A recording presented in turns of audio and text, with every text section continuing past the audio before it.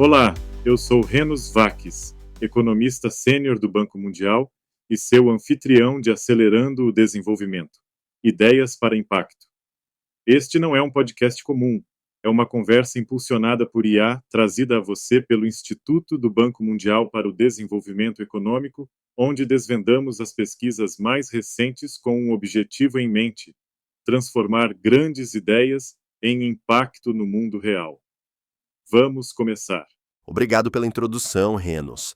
Sabe, ao mergulhar no relatório de Desenvolvimento Mundial 2025 sobre normas para o desenvolvimento, ele vai explicando como as pessoas pensam e agem. Ele chama as normas de infraestrutura invisível da economia. Isso me marcou. Ficamos obcecados com estradas e redes de energia, mas raramente falamos sobre as regras que as definem. Exatamente. É uma metáfora perfeita. Pense nisso. Sem normas, um plugue não encaixa em uma tomada, um parafuso não encaixa em uma porca. O relatório divide em 3 funções críticas: medição, que nos dá consistência, compatibilidade, para que as coisas funcionem juntas, e qualidade, o que garante segurança. Parece simples, mas o relatório menciona um paradoxo, algo sobre uma tigela de espaguete. Isso, a tigela de espaguete. Ela descreve o panorama global atual. Para alguns produtos, temos essa confusão de normas voluntárias sobrepostas, mas para tecnologias de alto risco, como inteligência artificial, tem lacunas significativas. Elas estão sobrando em algumas áreas e faltando em outras. Isso soa como uma dor de cabeça para as empresas. Mas vejamos o lado positivo. Quando acertamos, não é só conveniência, é um enorme motor econômico. Enorme é a palavra. Aqui está a parte que realmente me surpreendeu. Considere o container de transporte.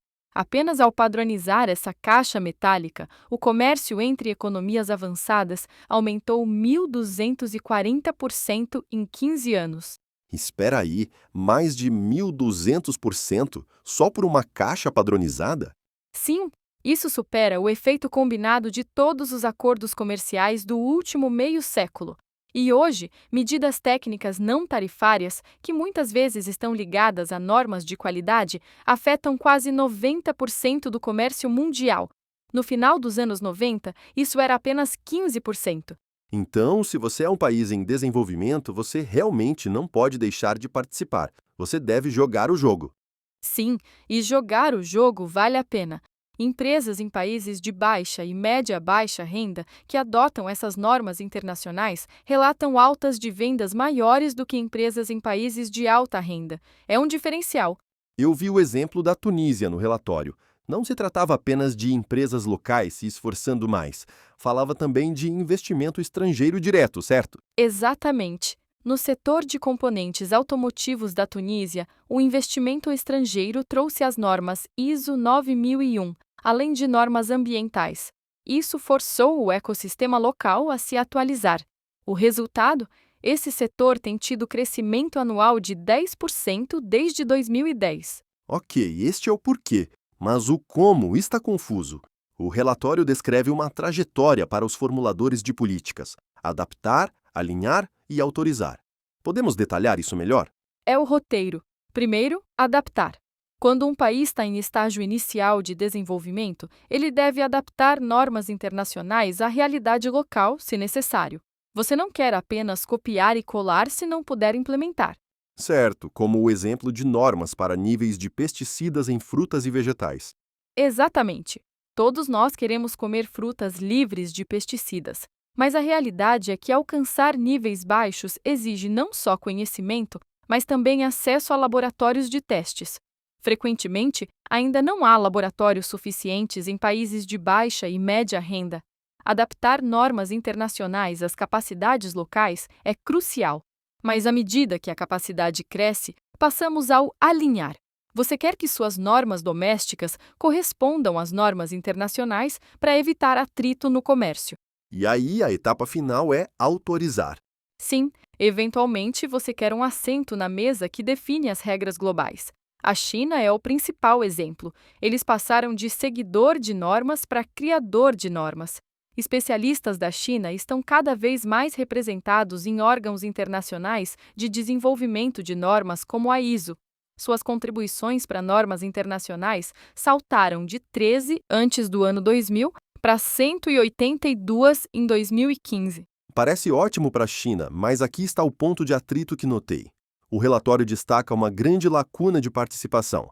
Países de baixa renda participam em apenas 7% dos comitês técnicos ativos da ISO, e países de alta renda, 84%. É uma disparidade enorme. E não se trata apenas de comparecer a reuniões. As diferenças também surgem ao observar a implementação de normas. Muitas normas dependem de testes e certificações. Isso é chamado de infraestrutura de qualidade. Pense nisso como um encanamento subjacente a muitas normas. Sem laboratórios, as normas muitas vezes não são eficazes. Os números eram duros. A Etiópia tem menos de 100 auditores credenciados para normas ISO. A Alemanha tem 12 mil. E essa escassez tem um custo. Para uma empresa em um país em desenvolvimento, cumprir normas pode custar até $425 mil. É uma fortuna. Verdade, essa é uma barreira de entrada que exclui pequenas empresas completamente. Então, a recomendação é que os governos construam essa infraestrutura? Eles devem sequenciá-la, e isso não é só tarefa do governo. O setor privado também desempenha um papel-chave, começando com provisões públicas para aquilo que é crítico, saúde e segurança. Depois, à medida que o mercado amadurece, passe para uma abordagem mais do setor privado, por exemplo, para laboratórios de testes. Porque se você não tem o encanamento, as normas são só teoria. Falando em saúde e segurança, é aqui que o relatório mudou minha perspectiva. Normalmente pensamos em normas industriais, parafusos, contêineres, microchips, mas o relatório argumenta que elas são críticas para bens públicos, como a saúde. Esta é, eu acho, a parte mais humana das descobertas. Padronizar processos salva vidas. É apenas uma lista de passos a seguir. É o poder da consistência. Globalmente, a lista de verificação de cirurgia segura da OMS teve impacto significativo, reduzindo mortes em 47% e complicações em 36% em hospitais piloto. Mas a tragédia é que 60% das mortes em países de baixa e média renda vêm de condições tratáveis. O problema não é falta de remédios, é a falta de cuidados padronizados de alta qualidade. É a mesma história na educação, não é? Eu li sobre o Ceará no Brasil. O Ceará tem uma história de sucesso brilhante. Eles estabeleceram metas claras de alfabetização e normas para a prática docente.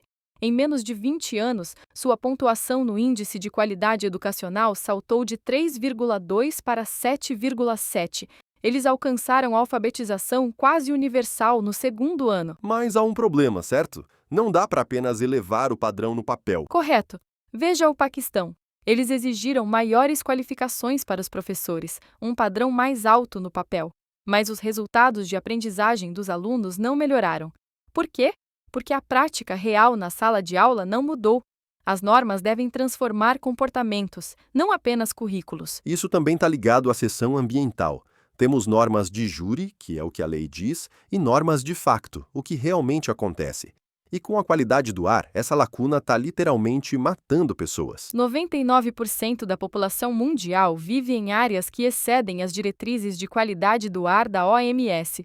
Cumprir essas diretrizes poderia adicionar praticamente 2 anos à expectativa de vida global, mas em países de menor renda há uma enorme lacuna de conformidade. Então, como fechar essa lacuna sem gastar bilhões em novas agências de fiscalização imediatamente?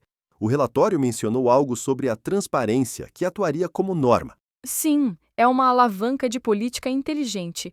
Quando as embaixadas dos SUA começaram a monitorar e tuitar dados de qualidade do ar em várias cidades, isso gerou uma pressão pública.